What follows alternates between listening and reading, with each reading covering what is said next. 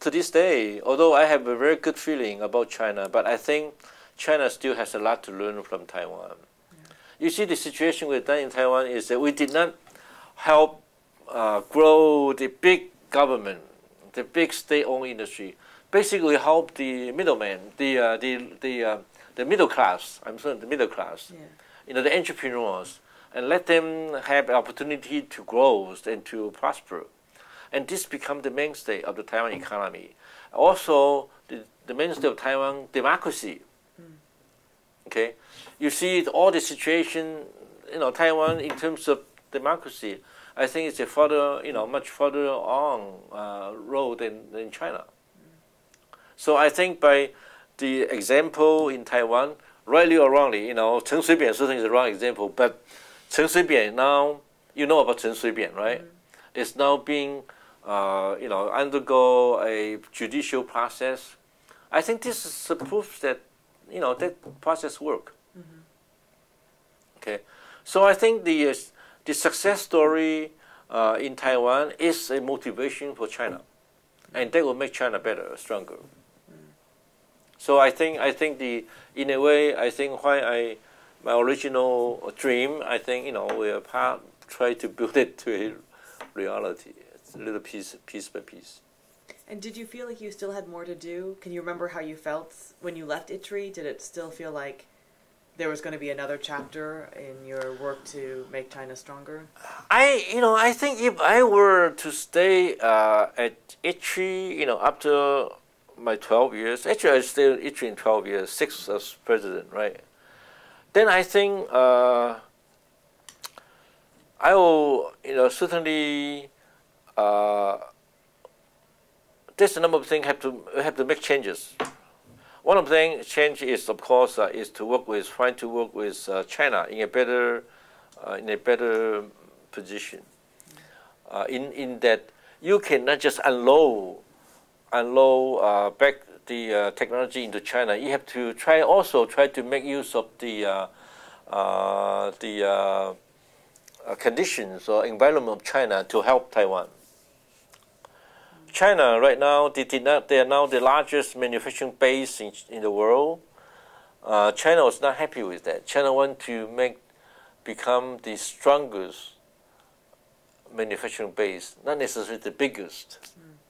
You see, the stronger meaning that, you know, it's efficient, energy efficient, material efficient, is environmental, sustainable, that kind of thing. So I think if I were in Taiwan, in ITRI again, we will have to, you know, work on more sustainable technologies. That I think is something that I want to do.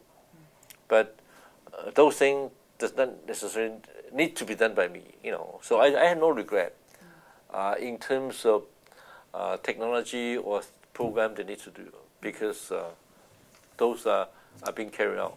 And actually, when I left ITRI, the next 10 years, the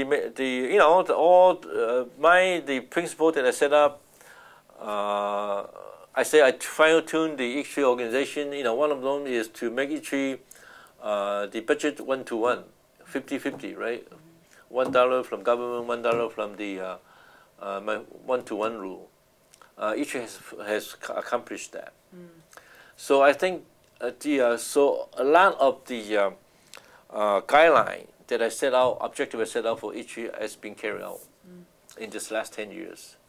I think it's now, starting now, that ITRI has become moving into a larger, different position. For example, today, you know, if we visit ITRI, you see more biotech projects. At that time, you know, biotech is very little. Biotech. Although in 1985, I did start the first symposium on biomechanics in Taiwan when I was director of the materials lab. And also there's a book published out of that by Elsevier or something. So you know, but I think that the more the organization now, more ITRI now is more bio related. Yeah. So it's something that I did not do. So I don't know, your question is that whether I have any regret or any problems or anything that I have done differently or anything? Well, no, I guess I was wondering too if you felt like there was more to do in terms of professionally, maybe outside of ITRI, but visions you had for things that you wanted to contribute to the strengthening of Taiwan, or the strengthening of China. Well, I think actually I'm very happy for I left Taiwan, because if I was still in ITRI, then because of my personality, I was, friends with all these people. Yeah. I think in the next 10 years, I will become part of the I will be involved more in the politics. Right. Right. So I would not have time to go to work on the project that I have in Hong Kong and in China. So I think, as it turns out, I think not too many people, there are, but not too many people have the opportunity that I have to work in Taiwan and Hong Kong and also in China. Yeah. So I think, I was very fortunate in that, as it turns out. And I had a couple questions just about Taiwan. Because in the 12 years that you were in Taiwan, so much changed for that country in terms of its politics. Could you talk a little bit about those changes and about what they meant for the relationship between mainland China and Taiwan, with Li Denghui taking power, and just sort of in broad terms, if you felt like those 12 years were good for relationships between China and Taiwan, or created more challenges? Well, I think I would say the first 10 years, there's relatively little exchange interaction between Taiwan and China. And Taiwan was busily building itself, through education, technology development, and international business, that kind of thing. That is a building stage. And if you're looking, see the GDP in Taiwan with years, that is the point where you see this takeoff. Okay, I think it's until the last part, the middle of 1990s, when Li Denghui become president, solidified his position as president, and he could have started that too. Okay, if you look at the chart, it's doing like this, but actually the economic kind of stay, getting to a plateau, because of the so much energy effort was consumed by internal political struggles. The talk of unification of Taiwan or separation of Taiwan from China. And the talk and the struggle between KMT and DPP. So in those 12 years that I actually involved, I think the first 10 years was the best part of my life. The last 2 years is very important in my life, but in terms of enjoyment, it's not as much. But I think, on the other hand, the impact the last 2 years is very important. What do you think about what does it mean in terms of globalization and the rest of the world for China and Taiwan to have a cooperative relationship, to be working more closely together, like through the? Well, I think it would be good for the world. I have the major problem.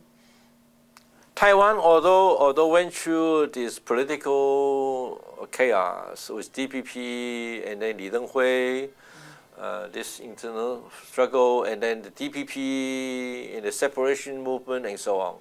But I think it has made progress in economies, in social structures, and in democracy. It is very few places you can see all this progress at the same time. Okay, and I think that experience is very important. Now, in Taiwan, in China, in the last 10 years, in 20 years, if looking about 20 years' time, the improvement was tremendous. now compared to 1980s, Right. it's tremendous. But China still today is a dictatorial country. It's ruled by one party, and the party has absolute power, and power corrupts. Today is still China's problem. So I think by having a strong Taiwan, the experience of Taiwan, now the more collaboration between the two sides, the traveling and business arrangement, it's going to China will have to change. It's just a matter of time. They cannot stay like this. And it seems like, is this true that there's less political infighting in Taiwan now than there was when you left ITRI? That It's more or less. less now. Less, Like, do you think Taiwan's more stable internally? Well, I think it's more stable up to this year. In the last several years, there was a lot of political infighting.